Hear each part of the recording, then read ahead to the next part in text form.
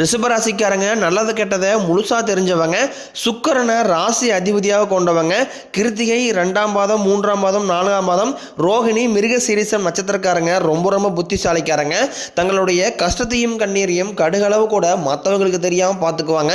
இதனால பார்க்குறவங்க எல்லாருமே ரிஷபராசியா இவங்களுக்கு என்னப்பா சூப்பராக இருக்கிறாங்க, இவங்களுக்கு என்ன குறைச்சல் அப்படின்னு தான் நினச்சிட்டு இருக்கிறாங்க. ஆனால் சாப்பாட்டு கூட கஷ்டப்படுறது உங்களுக்கு மட்டும்தான் தெரியும். கஷ்ட காலத்தில் திரும்பி பார்க்க கூட ஆள் கிடையாது. ஏதோ தட்டு மாதிரி எந்திரிச்சு நிற்கிறப்போ உங்களை குறை சொல்றதுக்குனே நிறைய பேர் தேடி வருவாங்க. என்னதான் சுக்கிரனை ராசி அதிபதியாக கொண்டிருந்தாலும் உங்களுக்கு குறிப்பாக பணத்தில் நிறைய கஷ்ட துன்பங்களை அனுபவிச்சுட்டு வரீங்க. ஒருத்தன் கொடியட்டி பறக்கிறானா அவனை பார்க்குறவங்க எல்லாருமே அவனுக்கு என்னப்பா சுக்கிர உச்சத்தில் இருக்கான் அப்படின்னு சொல்லுவாங்க. என்னதான் நீங்கள் சுக்கிரனையே ராசி அதிபதியாக கொண்டிருந்தாலும் நிறைய பண கஷ்டம் மன கஷ்டம் எல்லாத்தையுமே நீங்கள் கடந்த காலகட்டங்களில் சந்திச்சிருப்பீங்க. இனி வரக்கூடிய நாட்கள் அப்படிங்கிறது ரிஷபராசியை பொறுத்த வரைக்கும் உங்கள் வாழ்க்கை நிலையை முழுவதுமாகவே மாற்றப்போகுது. அதாவது பார்த்தீங்கன்னா ஏப்ரல் 6ஆம் தேதிக்கு பிறகு 5 கிரகங்களுடைய சேர்க்கை ஒன்றாக இருக்குது. இது உங்கள் வாழ்க்கை நிலையை முழுவதும் மாற்றப்போகுது. இதை நம்ம சதுர்கிரக யோகம்னு சொல்லுவோம். மீன ராசியில் பார்த்தீங்கன்னா சூரிய பகவான், புதன் பகவான், ராகுகேது பகவான், சுக்கிர பகவான், சனி பகவான் இவங்க 5 பேரும் ஒன்றாக சஞ்சாரம் பண்ணுறாங்க. இது ஒரு மிகப்பெரிய ஒரு அரிய நிகழ்வாகவே பார்க்கப்படுது. ரிஷபராசிக்காரங்க சிறு வயதிலிருந்தே ஏதாவது ஒரு சூழ்நிலையில் உங்கள் வாழ்க்கையில் பெரிய அளவிலான துன்பமும் கஷ்டம் தான் அதிகமாகவே ஏற்பட்டு இருக்கு. ரிஷபராசிக்காரங்க தங்களுடைய வாழ்க்கையில் நல்லது நடக்க போது நினச்சிட்டு இருந்திருப்பீங்க. ஆனால் உங்களுக்கு அந்த டைமில் ஒரு மிகப்பெரிய ஏமாற்றம் தான். புதுசாக ஒரு பிரச்சனையும் கஷ்டமும் உங்களை தேடி வந்திருக்கும். ரிஷபராசிக்காரங்க சொந்த பந்தத்தை இழந்தாங்க, சொத்துக்களை இழந்தாங்க, தனக்கு நெருக்கமாக இருக்கக்கூடிய உறவுகளையுமே இழந்திருக்காங்க. கடைசியாக நான் மட்டும்தான் எல்லாத்தையுமே இழந்துட்டு நிற்கிறதா இருக்குது, எனக்கு உயிர் வாழவே பிடிக்கலன்னு சொல்லிட்டு இருக்காங்க. இதுக்கு மேலே என்னால் வாழவே முடியலை சாமி, தயவு செஞ்சு என்னை உன் கூடையே கூட்டிகிட்டு போயிரு. நான் இவ்வளோ கஷ்டப்பட்டதுக்கப்புறம் எனக்கு வாழ்க்கையில் வாழணுங்கிற எண்ணம் சுத்தமாகவே போயிடுச்சு. உங்கள் மனசில் கவலையும் துன்பம் தான் அதிகமாகவே இருக்குது. நீங்கள் செய்யக்கூடிய ஒவ்வொரு விஷயங்களையுமே தடுப்பதற்கு உங்கள் கூட இருக்க நபரில் நிறைய பேர் முயற்சி பண்ணிக்கிட்டு இருக்காங்க. இது எல்லாமே தெரிஞ்சுமே கூட நீங்கள் என்னமோ பண்ணுங்க எனக்கு என்ன வந்துச்சு அப்படின்னு தன் வேலையில் மட்டும் குறிக்கோளாக இருக்கக்கூடியவங்க தான் ரிஷபராசிக்காரங்க. நீங்கள் என்றைக்குமே மற்றவங்க நம்பி இருக்க மாட்டீங்க. நம்மளால் மற்றவங்களுக்கு கடுகளவு கூட துன்பம் வரக்கூடாதுன்னு நினைக்கிறவங்க தான் நீங்கள். உங்கள் சொந்தக்காரங்க நண்பர்களுக்கு ஒரு தேவை இருக்குதுன்னா மட்டும்தான் உங்களை தேடி வருவாங்க. அந்த தேவை முடிஞ்ச உடனே உங்களை தூக்கி போட்டுருவாங்க. மறுபடியும் அவங்க உங்ககிட்ட உதவின்னு கேட்பாங்க. அவங்க பண்ண துரோகத்தை எல்லாமே மறந்துட்டு மீண்டும் அவங்களுக்காக உதவி செஞ்சு ஏமாறக்கூடியவங்க தான் ரிஷபராசிக்காரங்க. கொடுத்து சிவந்தக்காரங்களுக்கு சொந்தக்காரங்க உங்ககிட்ட இருந்தது அப்படின்னா எடுத்து கொடுத்துட்டு போயிட்டே இருப்பீங்க. மற்ற ராசிக்காரங்கள மாதிரி சொல்லி காட்டிகிட்டு இருக்க மாட்டீங்க. உங்களுக்கு ரிஷபராசிக்காரங்களை பொறுத்த வரைக்கும் பார்த்தீங்கன்னா சனி பகவான் கும்பராசியிலிருந்து மீனராசிக்கு போய் சனி பயிற்சி ஆரம்பிச்சிருச்சு. சனி பயிற்சியால் பார்த்தீங்கன்னா ரிஷபராசிக்காரங்களுக்கு ஏதாவது கெட்ட விஷயங்கள் ஏதாவது நடந்துருமா அப்படின்னு நிறைய பேர் பயத்தோடு இருப்பீங்க.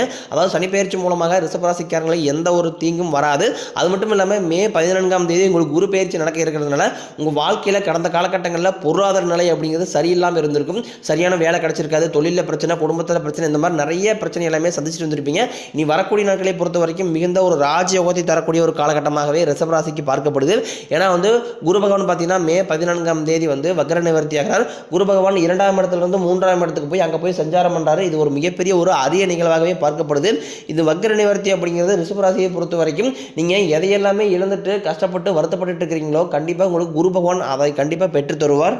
கடந்த காலகட்டங்களில் சரியாக ஒரு வேலைங்கிறது கிடச்சிருக்காது ரிஷபராசிக்காரங்களுக்கு. நீங்கள் ஆசைப்பட்ட வேலை கிடச்சிருக்காது. ஏதோ ஒரு குடும்ப சூழ்நிலைக்காக ஒரு 10,000 சம்பளத்துக்கோ 5,000 சம்பளத்துக்கோ போகிற மாதிரி இருந்திருக்கும். இனி வரக்கூடிய நாட்களில் நீங்கள் ஒரு அரசாங்க வேலைக்கு ட்ரை பண்ணிட்டு இருந்தீங்க அப்படின்னா கண்டிப்பாக வரக்கூடிய நாட்களில் நிச்சயமாக அந்த வேலைங்கிறது கண்டிப்பாக கிடைக்கும்.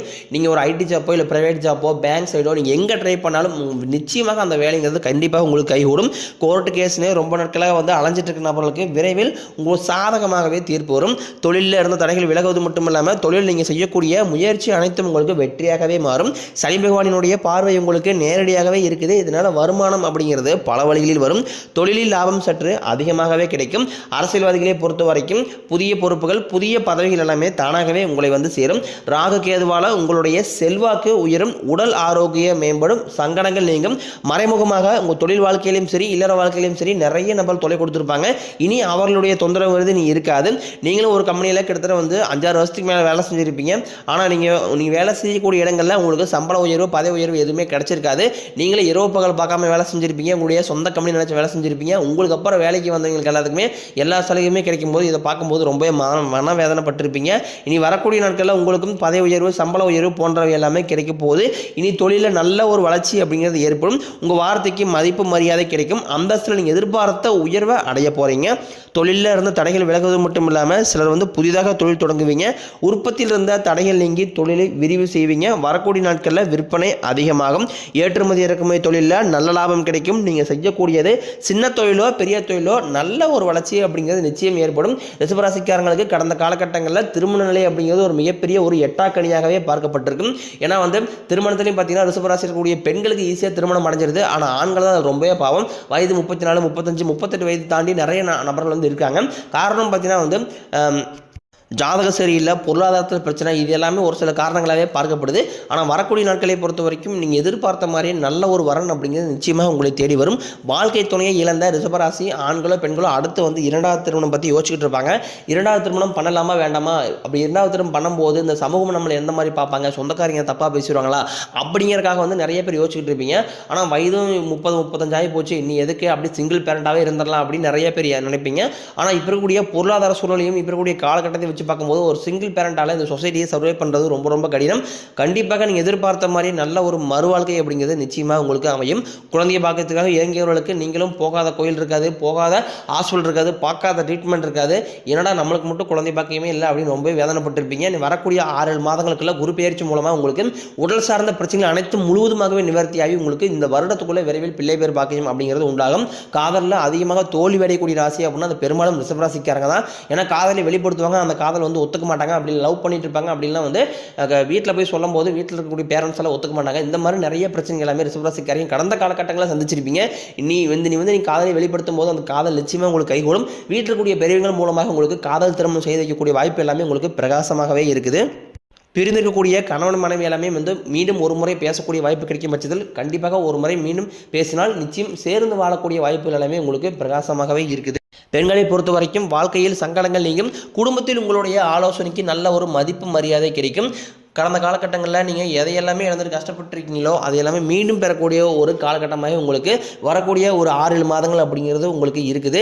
இதனால் வரைக்கும் கைக்கு தங்கியிருக்காது, நல்லதுங்கிறது நடந்திருக்காது. எல்லாத்தையுமே நீங்கள் ஒரு தடைகளோடையே சந்திச்சுட்டு இருந்திருப்பீங்க.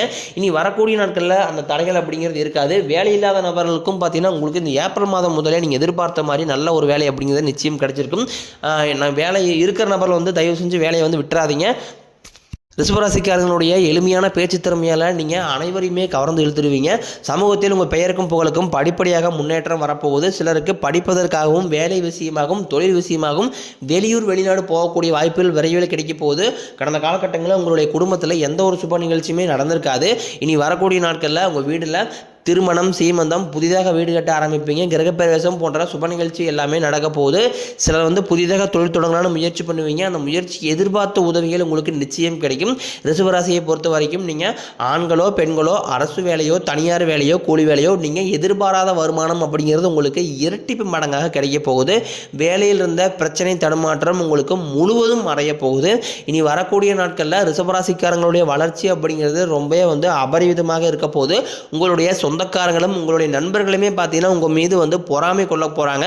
உங்களை பற்றி வெளியும் போய் பொருளையும் பேச போகிறாங்க. ஏன்னா அந்த அளவுக்கு உங்கள் வாழ்க்கையில் வரக்கூடிய நாட்கள் மிகப்பெரிய ஒரு மாற்றங்கள் எல்லாமே நடக்க போகுது. முடிஞ்ச அளவுக்கு எல்லா விஷயத்தையுமே கொஞ்சம் ரகசியமாக வச்சுக்கோங்க. எதையுமே யார்ட்டையுமே ஷேர் பண்ணாதீங்க. அது என்னதான் 10 வருஷம் ஃப்ரெண்ட்ஷிப்பாக இருக்கட்டும், ரொம்ப உற்றார் உறவினராக இருக்கட்டும், எதையுமே உங்களுடைய குடும்ப உறுப்பினர்கிட்ட மட்டும் ஷேர் பண்ணிக்கிறது ரொம்ப ரொம்ப நல்லது. உடல் ரீதியை பொறுத்த வரைக்கும் ரிஷபராசிக்காரங்களில் கடந்த காலகட்டங்களில் நிறைய நோய்கள் அச்சுறுத்திட்டு வந்துருக்கும். என்ன நோயினே தெரியாது. ஆனால் ஹாஸ்பிட்டல் போனால் 2000-3000 செலவாகும். ஒரு நபர் பார்த்தீங்கன்னா குடும்பத்துக்காக சம்பாதிச்சிருக்காரு அப்படின்னா அது கொஞ்சம் காசு சேவிங்ஸ் பண்ணி ஏதாவது ஒரு வீடு கட்டலாம், கார் வாங்கலாம் அப்படின்னு நினச்சிட்டு இருப்பாங்க. ஆனால் திடீர்னு ஏதோ ஒரு வீட்டில் உடம்பு சரியில்லை, பெரியவங்க உடம்பு சரியில்லை, குழந்தைக்கு உடம்பு சரியில்லை, அப்பா அம்மா உடம்பு ஏதாவது ஒரு ரீசனால் பார்த்தீங்கன்னா அந்த பணச்செலவு அப்படிங்கிறது உங்களுக்கு அடிக்கடி வந்துட்டு தான் இருக்கும். நீ உடல் ரீதியை பொறுத்த வரைக்கும் உங்களை பயமுறுத்திட்டு அச்சுறுத்திட்டு வந்த நோய்கள் எல்லாமே உங்களுக்கு விரைவில் விலகி போயிடும். ரத்த கொதிப்பு, சர்க்கரை போன்ற நோய்கள் அனைத்தும் உங்களுக்கு விரைவில் கட்டுக்குள் வரும். மாணவர்களாக நீங்கள் இருக்கும் பட்சத்தில் வரக்கூடிய இந்த 10ஆம் வகுப்பு 11ஆம் வகுப்பு 12ஆம் வகுப்பு பொறுத்தவரை நினச்சி நிறைய மாணவர்கள் பயத்தோடய இருப்பீங்க. நம்ம எதிர்பார்த்த மதிப்பெண் வருமா வராதா, வரலைன்னா என்ன பண்ணுறது, நல்ல காலேஜ் கிடைக்காது, நல்ல கோர்ஸ் கிடைக்காது, நல்ல டிபார்ட்மெண்ட் கிடைக்காது, அப்படி இப்படின்னு ரொம்ப வேதனைப்பட்டு இருப்பீங்க. கண்டிப்பாக நீங்கள் எதிர்பார்த்த மாதிரி நல்ல ஒரு மதிப்பெண் அப்படிங்கிறது நிச்சயமாக கிடைக்கும். குடும்பத்தில் உள்ள பிரச்சனைகள் நீங்கள் தம்பதிகள் ஒருத்தருக்கு ஒருத்தர் புரிஞ்சுக்குவீங்க. புதிய வண்டி வாகனங்கள் வாங்குவீங்க, புதிய சொத்துக்கள் வாங்குவீங்க. பரிகாரம்னு பார்த்தீங்கன்னா சனிக்கிழமை தோறும் நீங்கள் சனி பகவானுக்கு நல்லெண்ணெய் தீபம் ஏற்றி வழிபாடு செஞ்சு வந்தீங்க அப்படின்னா உங்கள் வாழ்க்கை கண்டிப்பாக வரக்கூடிய நாட்களில் வளமாக மாறும்.